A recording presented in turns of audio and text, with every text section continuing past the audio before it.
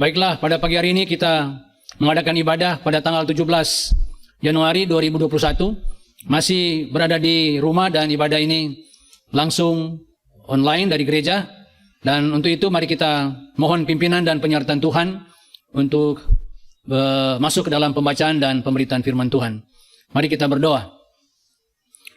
Kembali ya Tuhan, kami tersungkur lagi di hadapan hadirat Tuhan dengan menaikkan syukur atas berkat pimpinan dan penyertaan Tuhan, oleh karena Engkau masih memberikan kesempatan kepada kami untuk boleh mendengarkan firman-Mu, untuk boleh menyampaikan kebenaran firman-Mu, dan bahkan kami boleh hidup.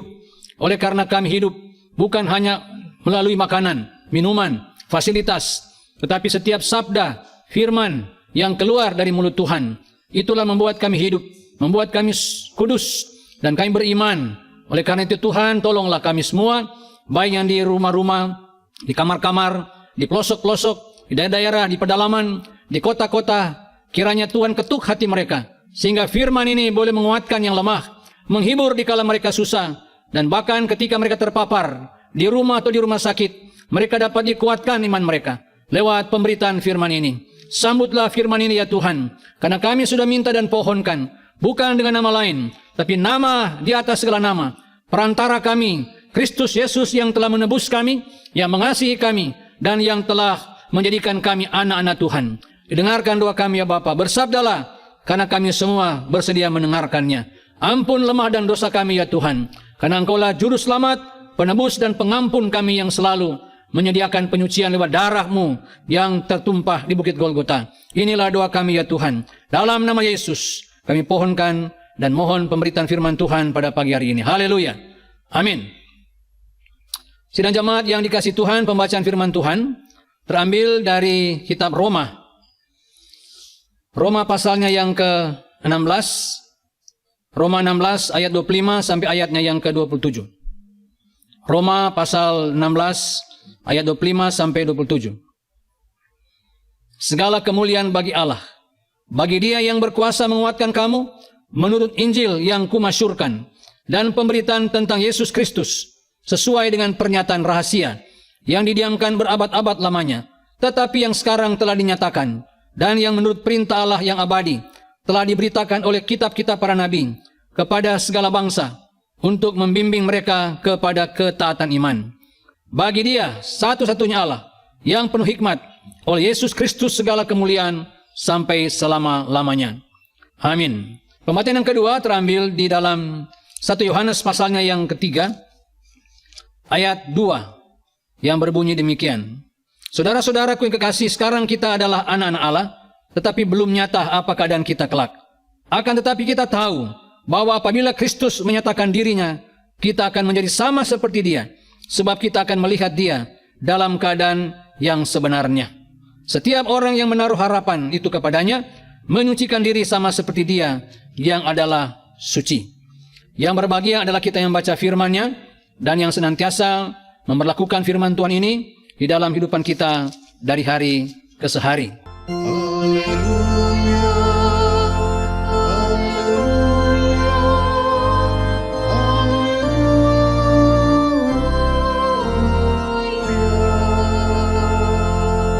Shalom. Salam sejahtera buat kita sekalian. Sidang jemaat yang Tuhan kasihi, baru-baru ini kita telah mendengar atau melihat di televisi, mendengar berita tentang jatuhnya pesawat Sriwijaya Airlines yang menjadi heboh sehingga semua bertanya-tanya bagaimana dan kenapa jatuhnya pesawat tersebut. Saudara kasih dalam Tuhan, tetapi menarik pada bagian ini, setiap kali ada pesawat yang jatuh, baik yang beberapa tahun yang lalu maupun yang kemarin, maka bagian daripada korban-korban itu ingin mengetahui bagaimana agar supaya mereka menemukan korban saudara cocok dengan mayatkah atau bagian daging atau bagian tubuh yang terkecil apapun, apakah masih bisa ditemukan. Sedangkan mereka sudah berhari-hari, berminggu-minggu, terlalu lama mereka bagian jasad atau bagian tubuh itu atau bagian badan yang terhilang itu ketika ditemukan, maka dicocokkan dengan anti-mortem. Atau sebelum data-data yang korban itu jatuh, diperlukan anti-mortem. Kenapa? Untuk mencocokkan dengan postmortem. Mencocokkan dengan sesuatu yang telah lama hilang, lama jatuh, dan yang data-data pribadi korban, seperti gigi, seperti baju, atau data-data sebelum jatuh di dalam kecelakaan tersebut. Kemudian diangkat setelah kejadian atau postmortem, maka dicocokkan. Nah, apa yang dicocokkan, saudara? Yang dicocokkan adalah DNA. DNA itu adalah bagian yang teridentifikasi agar supaya dapat dicocokkan lewat darah atau lewat sidik jari, sehingga tidak akan kemungkinan itu tidak cocok. Itu pasti cocok kalau ketemu dengan cocoknya. Kalau tidak, tidak akan tercocok, tidak akan tersambung, atau dikatakan tidak ada positif. Saudara kasih dalam Tuhan, itulah kecanggihan DNA. Itulah kecanggihan sesuatu penemuan teknologi ketika korban masih bisa ditemukan. Dan sungguh bersyukur, walaupun mereka menjadi korban, tetapi para keluarga masih memiliki dan masih ada berkas-berkas untuk mereka kuburkan atau mereka bawa ke dalam bukti-bukti untuk mendapatkan asuransi. Sidang jemaat kasih oleh Tuhan, demikian pula korban-korban yang sedang terjadi di COVID umpamanya, mereka merasa kehilangan hal-hal yang begitu menakutkan. Tetapi ada satu janji yang Tuhan katakan, bahwa Tuhan yang menciptakan manusia sesuai peta dan teladan Allah, bahwa itu tidak akan mungkin hilang. Tidak akan mungkin Tuhan telah taruh dalam hati dan pikiran kita sekalian, itu akan hilang. Justru Tuhan sedang mencari, karena kita sedang terhilang. Alkitab mengatakan kita pada pagi hari ini, berabad-abad Allah telah mempersiapkan kejatuhan manusia dari dosa, kejatuhan manusia yang terhilang, di mana mereka, kemana mereka, seolah-olah manusia menganggap dia hidup. Dan bagi Tuhan ketika Adam jatuh dalam dosa, manusia itu telah mati dan telah kehilangan kemuliaan Allah. Yang Allah mencari mereka agar supaya ciptaan Allah itu, image Allah, atau digambarkan sebagai peta Allah itu sendiri ditemukan. Berabad-abad Allah telah menjanjikan, dan Allah menjanjikan dengan bentuk bahwa Dia menjanjikan, Dia akan memberikan ruang waktu. Waktu inilah yang menjadi waktu yang begitu panjang untuk menunggu berabad-abad juru selamat kita dinanti-nantikan untuk menemukan. Dan ketika Yesus sebagai juru selamat, nah kita katakan, Paulus katakan tadi, bahwa Allah telah menyatakan dirinya. Jadi dia telah menyatakan, dan apa yang dia katakan itu betul-betul dinyatakan. Banyak orang saudara, banyak teori, tetapi tidak ada yang dibuktikan. Banyak yang dirancangkan, tetapi tidak ada buktinya. Banyak janji, tapi mengingkari janjinya. Tapi Allah dalam Kristus Yesus, apa yang dia katakan, dan itulah yang dia nyatakan, itu sama. Berarti apa yang dia katakan dalam firman Allah, dan apa yang dinyatakan, itu sama berlakunya. Karena dia Allah, Allah tidak pendusta. Allah menjanjikan bahwa dia akan menyatakan kasih Allah dalam Kristus. Itulah sebabnya Natal adalah ekspresi atau inkarnasi Allah. Dia hadir untuk membuktikan janjinya digenapi. Berabad-abad, kata Mika pasal 5. Berabad-abad Allah sudah ada. Dan dia nyatakan dalam bukti berinkarnasi. Dan dia hadir untuk menyelamatkan manusia yang telah hilang, yang telah jauh. Dan itulah dia genapinya. Saudara kasih dalam Tuhan, banyak sekarang orang berjanji, tetapi tidak pernah digenapi. Kenapa? Karena tidak setia dengan apa yang dia katakan. Allah kita Allah yang setiawan. Allah kita Allah yang begitu setia. Walaupun kita seringkali tidak setia, Dia adalah Allah yang setia. Saudara kasih dalam Tuhan, oleh karena itu, mari kita sebagai orang yang percaya, yang bisa menemukan kita hanya lewat darah Yesus sebagai perantara. Dialah menjadi perantara kita, dialah manusia 100%, dan di Allah 100%. Darah kita adalah darah yang dicipta oleh Tuhan. Di dalam darah itu ada jiwa, ada hidup yang kekal, ada hidup yang tidak akan berhenti, baik di sorga maupun di neraka. Kenapa, saudara? Karena manusia itu akan dihakimi. Allah katakan bahwa ketika manusia jatuh dalam dosa, maka dia, kalau dia tidak menerima Kristus sebagai Tuhan dan Juru Selamat, maka dia akan masuk neraka. Dan di neraka dia akan ketemukan dengan Yesus yang akan mengadili dia. Kalau dia masuk ke sorga pun, dia akan diadili, akan diberikan mahkota karunia-karunia kehidupan. Sidang jemaat dikasih oleh Tuhan. Oleh karena itu, Kristus kita adalah Allah yang begitu konsisten dengan janji yang dia katakan, dan apa yang dikatakan itu akan dinyatakan. Oleh karena itu firman Tuhan katakan juga kepada Yohanes, dikatakan bahwa sekarang kita dinyatakan lewat firman-Nya, tetap dan tidak berubah. tetap berarti tidak akan berubah. Begitulah kasih Allah. Kasih Allah yang begitu besar, begitu lebar, begitu dalam, begitu tinggi. Allah itu Allah yang penuh kebenaran. Allah itu Allah yang luar biasa. Paulus mengatakan, itulah ibadah kita yang luar biasa. Allah yang maha besar itu, dia rela menjadi kecil. Allah yang maha kuasa, dia rela terbatas, supaya kita yang terhilang dapat diselamatkan. Sidang jemaat dikasih oleh Tuhan. Demikianlah pemerintah, kalau tidak salah kemarin, tetap berusaha agar supaya sekecil apapun, baik dari Basarnas, baik daripada orang-orang tan laut, mereka mencari. Kenapa? Biarkanlah, kan sudah tidak bisa ditemukan lagi. Tapi mereka menemukan pentingnya, seberapa pentingkah saudara itu manusia itu. Mereka begitu berusaha, karena manusia dicipta oleh Allah. Dan menurut wartawan katakan, ketika mereka menemukan jasad sekecil apapun, mereka berusaha menghormati, mereka berusaha supaya mereka sangat menghargai akan tubuh yang sudah hancur itu. Apalagi Allah kita, pencipta kita. Demikianlah kasih Allah akan dunia ini, sehingga ia mengaruniakan anak yang tunggal, agar supaya barang siapa percaya kepada dia, jangan binasa, melainkan beroleh hidup yang kekal. Kenapa? Karena Allah itu mengasihi. Karena begitu besar kasih Allah, dan begitu dahsyatnya dosa itu, sehingga Allah mampu untuk menghalau segala dosa itu. Syaratnya kita pada pagi hari ini, Bapak Ibu Saudara, adalah Tuhan katakan, bagaimana dengan sikap saya dan saudara meresponnya kan firman Tuhan. Bukankah sekarang saudara, adanya pandemi COVID, adanya sakit penyakit, adanya sesuatu yang merintangi beribadah, ada dua hal saudara. Orang semakin senang tinggal dalam rumah, senang untuk melihat semua apa yang terjadi, tetapi mereka tidak terlibat di dalam kerohanian untuk mendengarkan sabda Tuhan.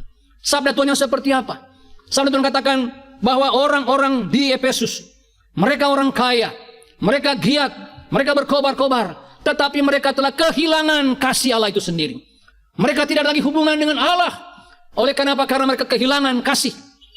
Mereka aktif, tapi mereka kehilangan dan kosong akan jiwa mereka. Hati-hati saudara. Kadang-kadang saudara-saudara barangkali berkobar-kobar, aktif di rumah beribadah, tetapi kehilangan kasih Allah, kehilangan sukacita, kehilangan beban untuk menolong orang lain. Dan itulah jemaat di Efesus. Mereka berkobar-kobar, mereka kelihatan kaya, tidak kekurangan, dibatasi segala keperluan mereka, tetapi hati mereka kekosongan dan hampa. Oleh karena hanya Injil, kata firman Allah, beritakanlah kabar apa yang kuberitakan, membuat hati mereka semakin bersukacita. Yesus katakan di dalam Matius pasal 28, pergilah, kabarkanlah berita sukacita, berita Injil, apa yang kuperintahkan, seperti apa yang kusuruh kepadamu. Pergilah, beritakanlah, dan ingat aku menyertai kamu sampai segenap bumi ini, sampai ke ujung bumi. Aku menyertai kamu sampai akhir zaman. Perintah apa yang kuajarkan, beritakanlah. Apa yang diajarkan berarti kesetiaan para rasul-rasul, kesetiaan mereka untuk memegang teguh apa yang diperintahkan oleh Allah. Itulah yang mereka ajarkan. Apa itu? Kasih Allah. Beritakanlah kasih Allah ke dunia ini, supaya senyawa dengan kasih Allah itu sendiri. Berita kasih adalah kasih orang-orang yang terhilang. Di desa-desa, di pedalaman, dialah GKSI boleh mencintai bukan saja jiwa-jiwa yang di desa-desa, tetapi jiwa-jiwa di kota, di apartemen, di hotel-hotel, di tempat-tempat terpinggir. Dan kasih Allah dibuktikan dalam bentuk nyata. Yesus menolong orang kusta, orang yang pincang, orang buta, orang-orang yang tidak diterima oleh masyarakat. Dan bahkan pelacur pun dikasih oleh Allah. Allah Kristus tidak pernah tergeser daripada misinya adalah kasih, menolong, dan kasih menebus, kasih merangkul, dan kasih yang peduli akan orang lain. Inilah hati-hati gereja. Kalau kehilangan akan kasih Allah, maka gereja akan dikutuk oleh Tuhan Allah. Kenapa? Karena tidak mengikuti kasih yang sesuai dengan senyawa, sejiwa daripadanya. Demikian dengan gereja yang Smyrna. Gereja jemaat di Smyrna adalah gereja yang luar biasa. Mereka miskin, mereka taat dan setia. Oleh karena itu gereja kita gereja namanya gereja setia. Bukan oleh karena mereka kaya, tidak. Tapi mereka mau setia dengan firman Allah. Mereka mau stick dengan apa yang Tuhan ajarkan. Setia dengan perkara-perkara kecil. Setia walaupun kamu mengalami kesusahan, penderitaan, tapi mereka setia dengan janji-janji firman Allah. Kalau mereka tidak setia, tentunya akan dibuang. Tapi orang Smyrna, jemaat Smyrna, mereka menderita, tapi mereka setia oleh karena mereka menyampaikan berita kabar baik. Sidang jemaat dikasih oleh Tuhan, demikian pula dengan jemaat Philadelphia. Jemaat kita, jemaat Philea, jemaat Philadelphia. Jemaat yang dikasih oleh Tuhan, walaupun mereka lemah, walaupun mereka kekurangan, miskin, tapi mereka memiliki hati seperti dengan persaudaraan. Banyak jemaat saudara, setelah kumpul di gereja ada saudara, tapi setelah keluar dan bubar, tidak ada persaudaraan. Artinya orang bilang, siapa lu, siapa gue. Bila Philadelphia atau Philea adalah gereja yang saling mengasihi, karena mereka dikasihi lewat agape. Mereka dimampukan untuk bukan sekedar kasih daripada persaudaraan, tapi kasih saudara itu dibungkus dengan kasih agape. Kasih yang telah melayani, kasih yang dengan hati, kasih yang telah menebus, dan kasih yang menyuruh kita untuk pergi kemana saudara, menolong yang belum ditolong, mengasihi yang belum dikasihi, mencari yang terhilang. Saudara, biarlah gereja ini gereja yang saling mendoakan. Jemaat kita ada yang mendoakan, baik luar negeri, baik di dalam negeri, baik yang ada di Amerika, ada di New Zealand, ada di daerah tempat tertentu. Mereka saling mendoakan. Gereja itu gereja yang saling menopang dalam doa. Kenapa? Karena perintah agung, supaya mereka memberitakan great command, agar apa yang dikabarkan dan diajarkan itu sama. Apa yang dihotbahkan, apa yang diajarkan itu sama. Kualitasnya sama. Yang terakhir, Bapak Saudara, adalah jemaat yang Tuhan begitu kasihi. Jemaat Laodikia. Akhir zaman ini digambarkan seperti dengan jemaat Laodikia. Jemaat yang tidak panas, tidak dingin.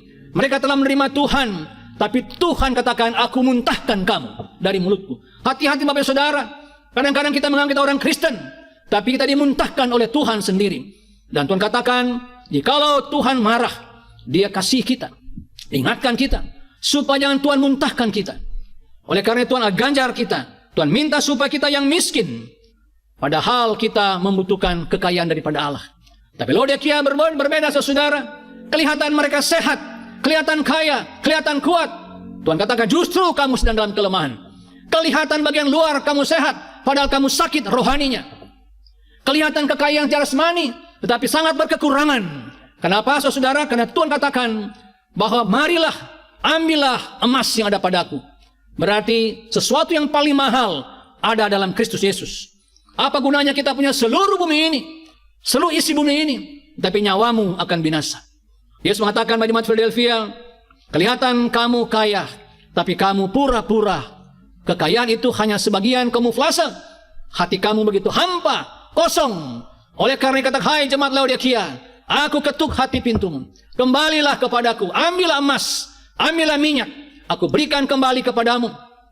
Seberapa banyak jemaat dikasih oleh Tuhan. Kita di tengah zaman yang begitu menakutkan. Kita kadang-kadang mengalami situasi seperti pendulum. Kesana kemari, tidak ada kepastian. Mendengar berita sana dan berita ini, begitu menakutkan.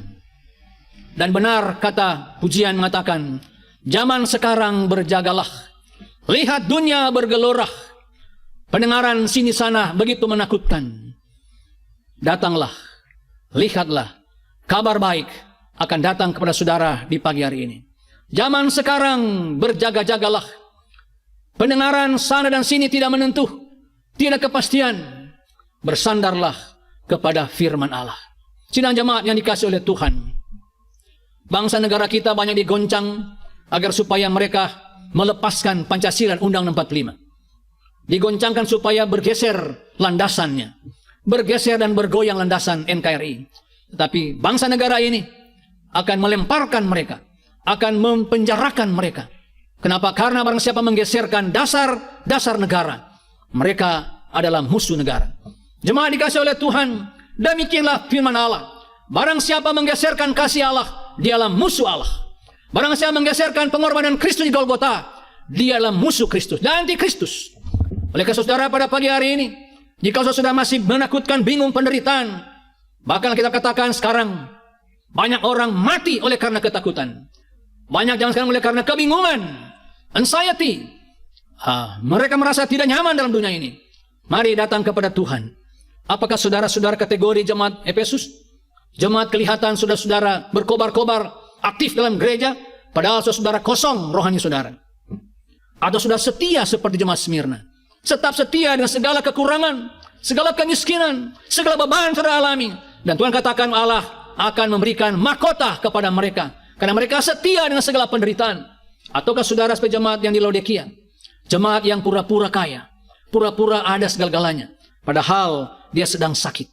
Kelihatan dia sehat, padahal dia sakit. Kelihatan dia kaya, padahal dia miskin. Dan Tuhan akan muntahkan dia. Jangan kita mau kembali kepada jemaat seperti ini. Tapi dengarlah firman Allah. Saya katakan buat saudara di pagi hari ini, ambillah minyak. Marilah kepadaku kamu yang lelah, yang letih, yang lesuh, yang beban berat. Dengarkanlah, Kristus Yesus berkata, marilah kepadaku. Artinya dia mengajak kita sekalian kembali kepada kasih yang mula-mula, kepada kasih Golgota, pada kasih Kalvari. Hanya disitulah pangkalan, disitulah terminal hidup kita, disitulah janji Allah yang akan tergenapi. Allah yang dikatakan dan yang menyatakan sama. Ialah Kristus berkata, baik kemarin, hari ini, dan hari akan datang, dia tidak pernah berubah. Kasihnya tidak pernah berubah. Kekuatan Allah tidak pernah berubah, walaupun dunia ini kelihatan berubah. Maka saudara di pagi hari ini berkata, Yesus, engkau saja keperluanku. Saya ajak saudara pada pagi hari ini, mungkin diberitakan di desa-desa, di GKSI pedalaman, di Pontianak, Sampit, di Kupang, dan sampai ke pelosok-pelosok tanah air. Mereka berkata, hanya Yesus yang kuperlukan. Beritakanlah Yesus sampai akhir zaman. Ada pujian yang mengatakan saudara, keperluanku, keperluanku, Yesus saja. Keperluanku, keperluanku, Yesus saja.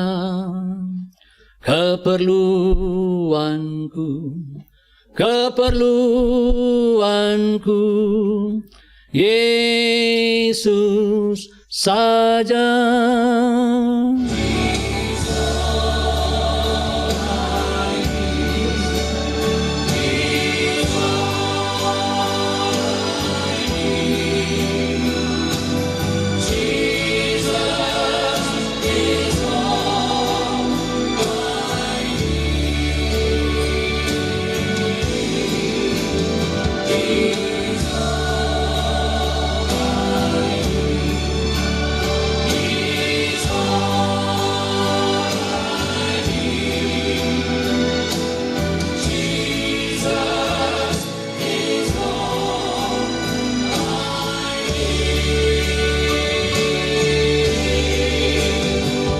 Saudara, dalam bahasa Inggris katakan, Jesus all I need. Hanya dialah yang bisa mengisi akan seluruh hidupmu. Hanya dialah yang bisa mengatur, menyelamatkan, menguatkan, menyembuhkan. Dan dia sedang mencari saudara di pagi hari ini. Buka hati saudara buat dia. Yesus saja keperluan. Tunduk kepala, kita berdoa. Bapa dalam kerajaan surga, di pagi hari ini, firman-Mu yang boleh kami dengar, firman-Mu yang boleh kami imani, telah datang buat kami di pagi hari ini. Telah menguatkan kami. Kami bersyukur kalau firman Allah kami dengar pada pagi hari ini, bahwa hanya Yesus saja yang telah mengatakan dan menyatakan kebenaran di tengah-tengah situasi yang bimbang, situasi yang goyang, situasi yang melemahkan. Engkau hadir memberikan kami kekuatan. Engkau datang kembali buat kami pada pagi hari ini. Kami yang sakit Engkau boleh sembuhkan. Kami yang lemah Engkau berikan kekuatan. Kami yang khawatir Engkau berikan kejaminan. Dan bahkan kami bimbang, kami rasa pagi hari ini ya Tuhan, iman kami dikuatkan kembali. Terima kasih Bapa. Terima kasih untuk firman-Mu. Kami mau mengundang Engkau sebagai juru selamat, sebagai Tuhan, sebagai Allah yang mengatur hidup ini, dan Tuhan yang mencukupkan segala kebutuhan jemaat-Mu di tempat ini. Terima kasih Bapa. Inilah doa kami. Kami pohon dan pinta di dalam nama Yesus. Bukakanlah kebenaran-Mu buat jemaat yang beribadah di pagi hari ini. Bukakanlah tingkap-tingkap kebenaran buat mereka, keperluan-keperluan mereka. Engkau akan cukupi, karena kerajaan Allah mendahului segala-galanya. Maka Engkau akan cukupkan, Engkau tambahkan yang kekurangan. Dengar sambut doa kami ya Tuhan, di dalam nama Yesus kami sudah berdoa. Amin. Mari kita satu dalam doa, dan doa ini akan diakhiri dengan doa sempurna atau doa apa kami. Kita berdoa. Segala puji dan syukur kami naikkan kepadamu ya Tuhan, jikalau kami boleh beribadah pada hari ini, Walaupun kami dibatasi dengan memakai keterbatasan yaitu masker, jarak, cuci tangan, dan bahkan berkumpul kami dibatasi, tapi firman-Mu yang boleh kami dengar di hari ini tak dapat dibatasi oleh ruang dan waktu, karena jiwa kami dikuatkan kembali. Kasih Allah yang begitu luas, begitu dalam, begitu lebar, begitu tinggi, menjangkau kami di pelosok manapun kami berada. Engkau menjangkau kami dengan firman-Mu, karena Engkaulah pencipta langit dan bumi ini, pencipta serwa sekalian alam. Maka pendengaran kami boleh menyatu dengan firman-Mu. Engkau berkati firman yang disampaikan, bergemah sampai di kota-kota, di pedalaman-pedalaman, kiranya beresonansi, bergemah, dan boleh terkoneksi dengan jiwa yang lapar dan haus, dan yang belum diselamatkan, kiranya mereka boleh mendengar, dapat jawaban lewat kebenaran firman-Mu. Dan mereka yang dulu pernah mendengar firman, kembali mereka dipanggil pulang, kembali mereka ditunggu oleh Tuhan di muka pintu. Dia mengetuk supaya mereka buka hati dan menerima Yesus sebagai juru selamat. Di pagi ini ya Tuhan, kami berdoa untuk bangsa pemerintah negara kami yang sedang menyelenggarakan vaksin di mana-mana, di desa-desa, di pedalaman, di kabupaten, kota, provinsi, kiranya boleh berjalan dengan baik. Berkati para pelaksana sehingga dapat menjalankan dengan baik, sehingga COVID ini dapat melandai dan juga dapat diredahkan, dan juga masyarakat tetap memakai masker, tetap dibatasi oleh ruang dan waktu. Bapa Surgawi, kami berdoa untuk pemerintah yang sedang mengusahakan situasi musibah baik di Sulawesi Barat maupun di Jawa, di Pulau Jawa, maupun di Jawa Barat. Ya Tuhan, Engkau berkati para relawan, para Basarnas, sehingga mereka dapat menjalankan panggilan sosial mereka, panggilan kemanusiaan ini dapat berkat lewat apa yang sedang mereka jalankan dari Tuhan. Berkati keluarga mereka, dan jagalah kesehatan dan kekuatan, sehingga seluruh perlengkapan dapat dipakai, difungsikan sebagaimana mestinya. Inilah doa kami ya Tuhan. Demikian pula gereja-gereja yang sedang beribadah, baik secara fisik terbatas maupun juga secara online. Gereja kami yang beribadah ya Tuhan, di rumah-rumah, di tempat-tempat, biarlah Tuhan Engkau berkati. Demikian berdoa mereka yang sakit, mereka yang lemah, yang berduka, Engkau berikan penghiburan.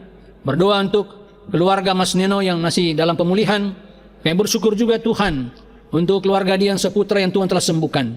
Demikian pula Tuhan Engkau berkati akan saudara kami yang telah pulih dimanapun mereka berada, agar mereka semakin bersyukur, semakin giat melayani pekerjaan Tuhan, dan pakailah hidup mereka menjadi berkat buat banyak orang lain. Demikian berdoa ya Tuhan untuk mereka yang berduka, di mana saudara kekasih kami, keluarga besar Wani, keluarga dari Catherine atau kakaknya yang Tuhan panggil beberapa hari yang lalu, Tuhan berkati dan berikan penghiburan.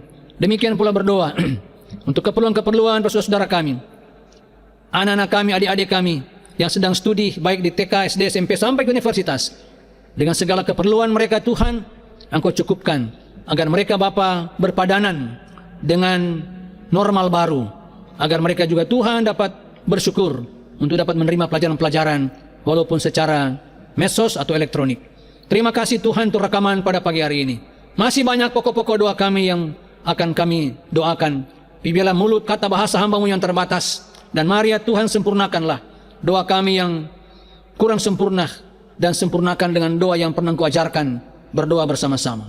Bapa kami yang di sorga, dikuduskan nama-Mu, datanglah kerajaan-Mu, jadilah kehendak-Mu di bumi seperti di sorga. Berikanlah kami pada hari ini makanan kami yang secukupnya, dan ampunilah kami akan kesalahan kami, seperti kami juga mengampuni orang yang bersalah pada kami. Dan jangan kami dalam pencobaan, melainkan lepaskan kami pada yang jahat, karena Engkau yang punya kerajaan dan kuasa dan kemuliaan sampai selama-lamanya. Amin.